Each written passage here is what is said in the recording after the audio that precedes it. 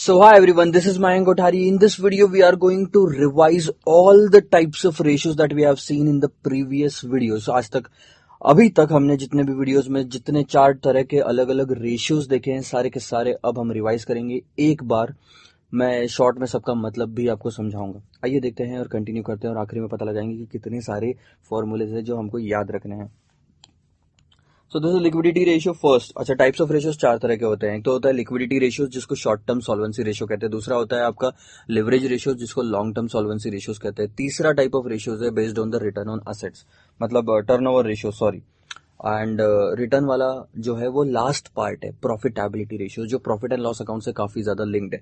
तीन part basically balance sheet cover करते हैं। मैं आपको बताता हूँ, अगर ये बैलेंस शीट है और ये आपका प्रॉफिट एंड लॉस अकाउंट है, ठीक है, तो ये वाला जो पार्ट है ये पहला टाइप है आपका, ठीक है, और ये वाला जो पार्ट है आपका सॉरी ये वाला जो पार्ट है ये दूसरा टाइप ऑफ रेशियोज है, यानी कि आपका लिवरेज रेशियोज।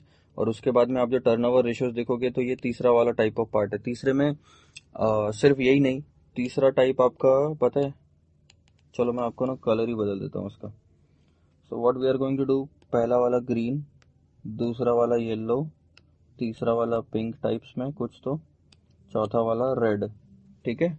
सो पहला वाला ग्रीन है, ये वाला एरिया है वो बैलेंस शीट का जिसमें working capital, current asset, current liabilities देखते हैं। सेकंड वाला है आपका कैपिटल स्ट्रक्चर, ये वाला पार्ट। थर्ड वाला है आपका पूरा ये असेट वाला पार्ट एंड अगेन कैपिटल वाला पार्ट। तो थर्ड वाला काफी बड़ा हिस्सा है। और उसके बाद में टर्नओवर रेशियो जो है, और चौथा जो पार्ट है प्रॉफिटेबिलिटी रेशियोज का, तो वो आपका यहाँ पे क्या क्या कवर करता है पता है? ये सेल्स कंसिडर करता है, प्रॉफिट कंसिडर करता है, ग्रॉस प्रॉफिट कंसिडर करता है, और फिर बीच में ऑपरेटिंग प्रॉफिट भी कंसिडर करता है। तो काफी सारे प्रॉफिट्स यहाँ पे कवर अप होते हैं और कुछ हिस्से तक, कुछ हद तक आपका ये जो इक्विटी वाला पार्ट है ये भी कवर होता है। तो ऐसे है सारे के सारे रेशियोज। आइए देखते हैं वन बाय वन सारा, ठीक है। सबसे पहले तो हमारा लिक्विडिटी रेशियो, उसमें पांच तरह के रेशियोज हमने देखे थे। Current ratio, quick ratio, cash ratio, basic difference interval और नेटवर्किंग कैपिटल। एक एक का फॉर्मूला क्या है सर? करंट रेशियो का फॉर्मूला है current asset divided by current liabilities, मतलब ₹1 की करंट लाइबिलिटी के अगेंस्ट में करंट असेट्स हमारे पास में कितने हैं, ये एक से ज्यादा होना चाहिए। स्टैंडर्ड कितना है इंडस्ट्री का? 2। क्विक रेशियो क्या बोलता है कि quick asset divided by current liabilities. So quick assets में क्या होता है कि जैसे करंट असेट्स एक साल में रिकवर कैश में कन्वर्ट किए जा सकते हैं। क्विक असेट्स ऐसे असेट्स है जो कि 3 महीने के अंदर में, एग्जांपल के ले रहा हूँ, 3 महीने 2 महीने के अंदर में कैश में कन्वर्ट किए जा सकते हैं, यानी क्विकली कैश आ सकती है 3 महीने के अंदर में।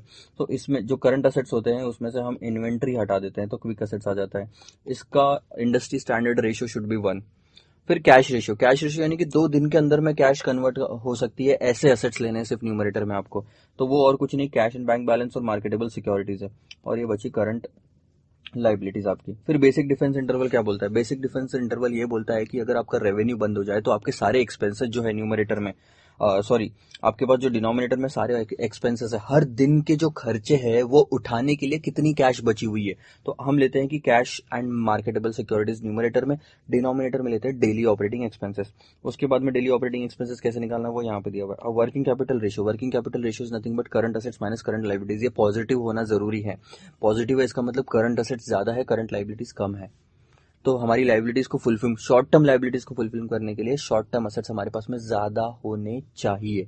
सो this is all about the liquidity ratio और शॉर्ट टर्म सॉल्वेंसी रेशियो। 5 तरह के रेशियोज थे, इसमें 5 फॉर्मूले हमने देखे। Second type of ratio is leverage ratio और लॉन्ग टर्म सॉल्वेंसी रेशियो, जिसमें बैलेंस शीट के आइटम हम देखेंगे। इसके 2 हिस्से होते हैं सर, इसके 2 हिस्से होते हैं। कौन से?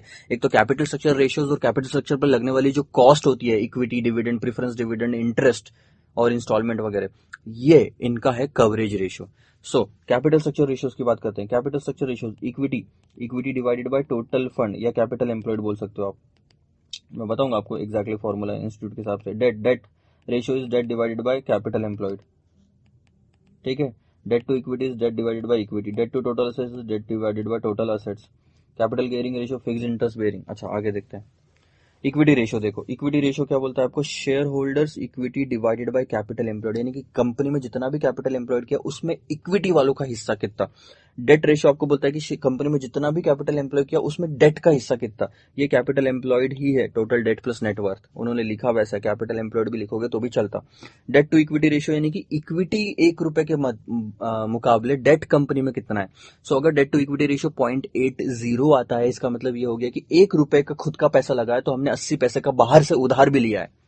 जो कि बुरी बात है। डेट टू इक्विटी रेशियो कम से कम होना चाहिए, 0.50, 0.30, 0.25 ऐसा।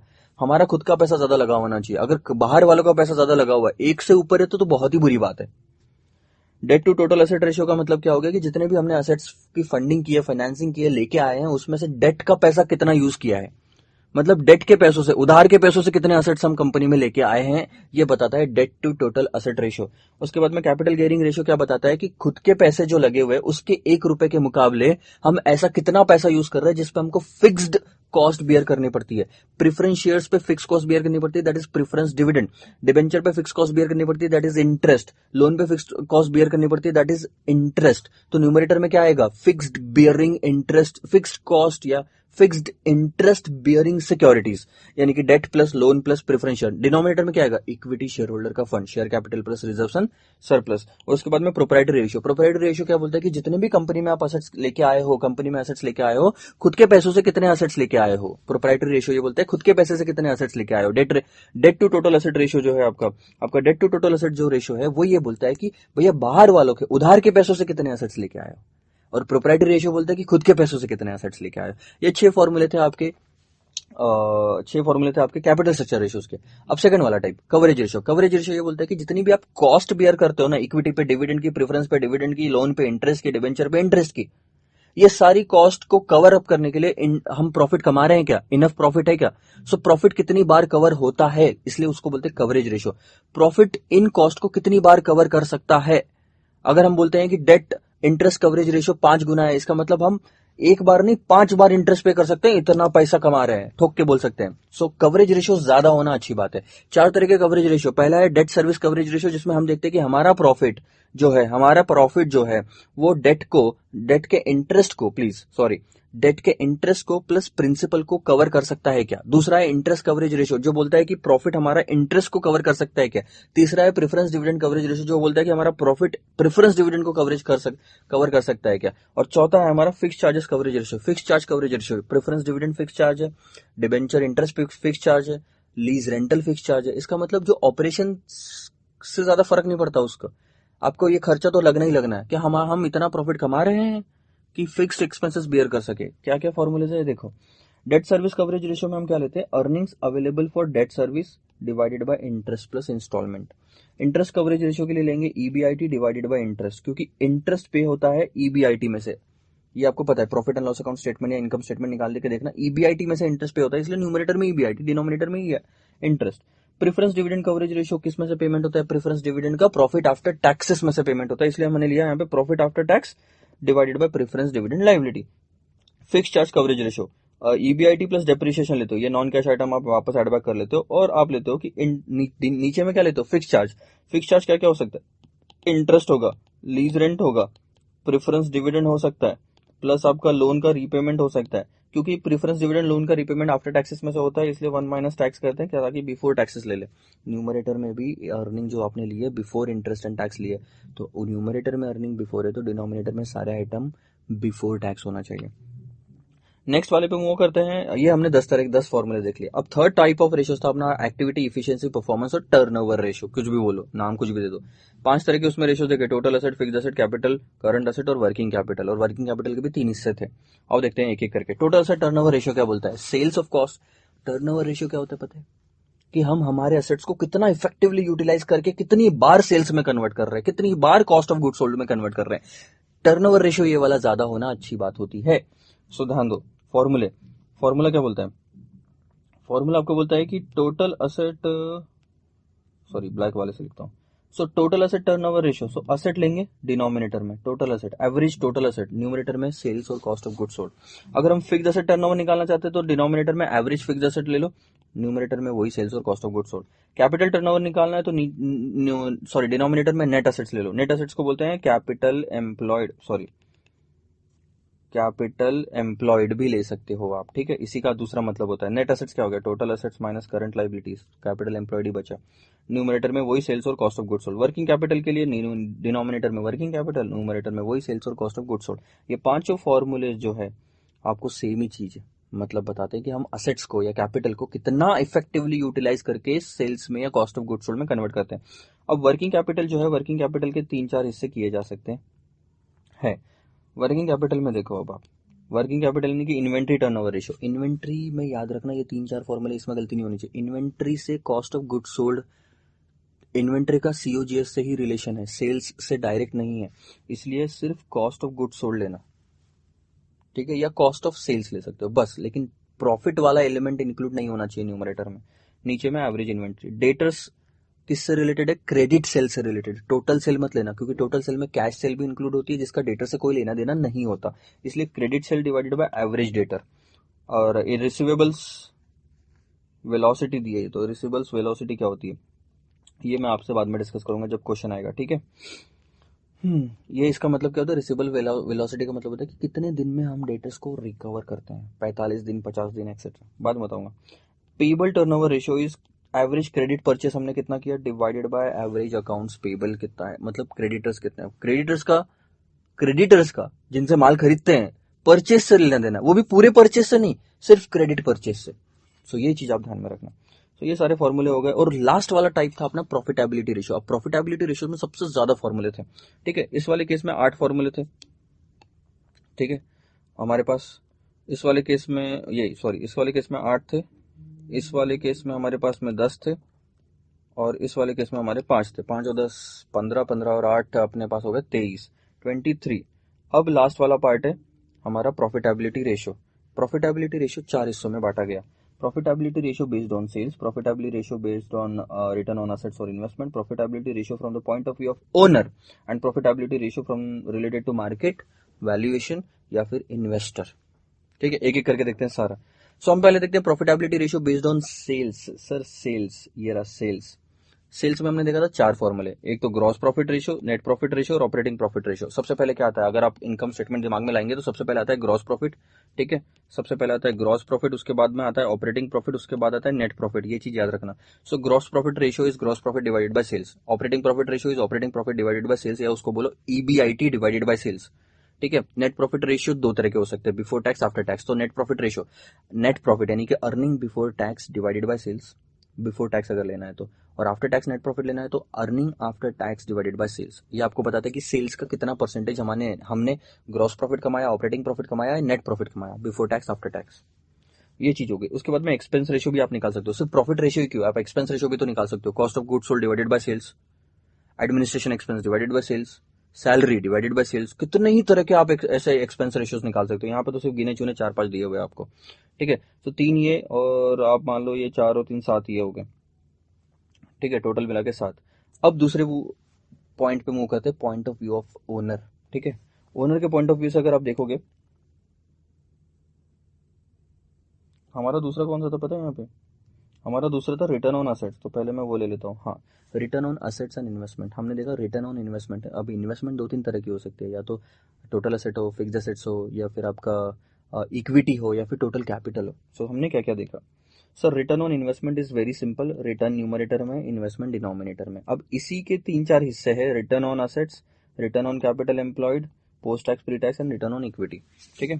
सो ध्यान देना, रिटर्न ऑन असेट्स के लिए आप एवरेज टोटल असेट्स लोगे डिनोमिनेटर में, कैपिटल एम्प्लॉयड के लिए एवरेज कैपिटल एम्प्लॉयड लोगे डिनोमिनेटर में, और इक्विटी के लिए आप इक्विटी शेयर होल्डर्स लोगे डिनोमिनेटर में। जो चीज निकालनी है वो डिनोमिनेटर में प्रॉपरली लेना। अब न्यूमरेटर में क्या लेना? असेट्स के लिए आप पूरा आफ्टर टैक्स ले सकते हैं, बिफोर टैक्स भी ले सकते हैं। यहाँ पे सब हमने एक ही फॉर्मूला डिस्कस किया। कैपिटल एम्प्लॉयड के लिए ईबीआईटी लेना है, before tax profit. Capital employed post tax है तो EBIT 1 minus tax, pre tax है तो सिर्फ ईबीआईटी। तो ये 2 फॉर्मूले हो सकते हैं आपके कैपिटल एम्प्लॉयड के। और इक्विटी के लिए लेना तो हमेशा याद रखना प्रॉफिट आफ्टर टैक्स ही लेना, प्लस उसमें डिविडेंड जो है, प्रेफरेंस डिविडेंड जो है वो माइनस कर देना। सो वो प्रॉफिट अवेलेबल है इक्विटी वालों के लिए, इसलिए रिटर्न निकालना है तो ऐसा प्रॉफिट लो जो इक्विटी वालों के लिए अवेलेबल है। सो this is net worth equity share holders fund, and this is it, this is the entire thing. उसके बाद ये तो दूसरा पार्ट था। अब ओनर के पॉइंट ऑफ व्यू से हमने 4 चीजें देखी, 3 चीजें देखी थी, earning per share, dividend per share और dividend pay out ratio. Earning per share क्या है? Total earning divided by number of share. Dividend per share क्या है? Total dividend divided by number of share. और डिविडेंड पे आउट रेशियो क्या बोलता है कि अर्निंग का कितना हिस्सा हमने बांट दिया डिविडेंड, दैट इज परसेंटेज। सो हम लेंगे dividend per share divided by earning per share. ये भी फॉर्मूला हो सकता है, या फिर टोटल अर्निंग्स ले लो, sorry, dividend pay out ratio के लिए टोटल डिविडेंड ले लो न्यूमरेटर में, और टोटल अर्निंग ले लो डिनोमिनेटर में। आंसर फिर भी सेम ही आएगा, बस डिफरेंस ये है कि एक पर शेयर है और एक टोटल में है। तो earning per share, dividend pay out ratio, ये 3 चीज आपको पता चल गई। उसके बाद में लास्ट वाला टॉपिक था हमारा मार्केट वैल्यूएशन और इन्वेस्टर से रिलेटेड रेशियोज। सबसे पहले हमने देखा था price earning multiple. Price earning multiple ये आपको बताता है कि अर्निंग्स के कितने गुना मार्केट में प्राइस चल रही है। पी रेशियो कम होना अच्छी बात होती है। सो पी रेशियो का फॉर्मूला क्या है? Price earning multiple, price divided by earning, simple, market price divided by earning. उसके बाद में डिविडेंड यील्ड, डिविडेंड यील्ड का फॉर्मूला क्या है? यील्ड किस पे निकालते हैं? यील्ड यानी कि रिटर्न होता है, रिटर्न हम निकालते हैं इन्वेस्टमेंट, और इन्वेस्टमेंट करते हैं मार्केट प्राइस पे, यानी कि डिविडेंड यील्ड किस पे निकालेंगे? मार्केट प्राइस पे निकालेंगे, यानी कि डिनोमिनेटर में मार्केट प्राइस होना चाहिए। ध्यान देना ये वाला पार्ट, ये market price, initial share price या फिर मार्केट प्राइस बोलो आप, ठीक है। उसके बाद न्यूमरेटर में क्या होना चाहिए? Dividend yield plus change in market price, plus change in market price, plus minus जो भी होगा, या फिर डिविडेंड पर शेयर, नॉर्मली अगर उतना भी लिया तो चलता, दोनों फॉर्मूले है। अर्निंग्स यील्ड क्या बोलता है? जैसे डिविडेंड यील्ड है वैसे अर्निंग्स यील्ड है, न्यूमरेटर में अर्निंग्स ले लो, डिनोमिनेटर में मार्केट प्राइस ले लो। And the second last part is market value to book value. ये बताता है कि 1 रुपए की बुक वैल्यू की मार्केट में कितनी कीमत है। एक शेयर की जो बुक वैल्यू है उसके कंपैरिजन में मार्केट में कितनी कीमत है। एक शेयर की कीमत अगर बुक में 1 रुपए है तो उसके कंपैरिजन में मार्केट में 8 रुपए है। ये बहुत अच्छी बात है। मार्केट वैल्यू पर share divided by book value पर शेयर, ये हो गया आपका फॉर्मूला, मार्केट वैल्यू और book value. And the last one is Q ratio. Q ratio क्या बोलता है? Market value of equity and liability.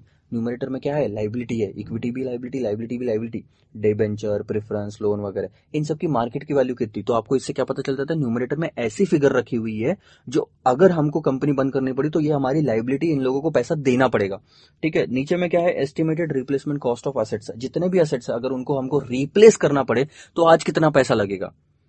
Liability कितनी है, देने कितना बनता है, और अगर रिप्लेस करना है तो कितना पैसा लगेगा। तो आपको ये बताता है कि अगर आपके पास में मार्केट में लाइबिलिटी 10 की है और रिप्लेस करने के लिए 12 रुपए लगेंगे तो बुरी बात है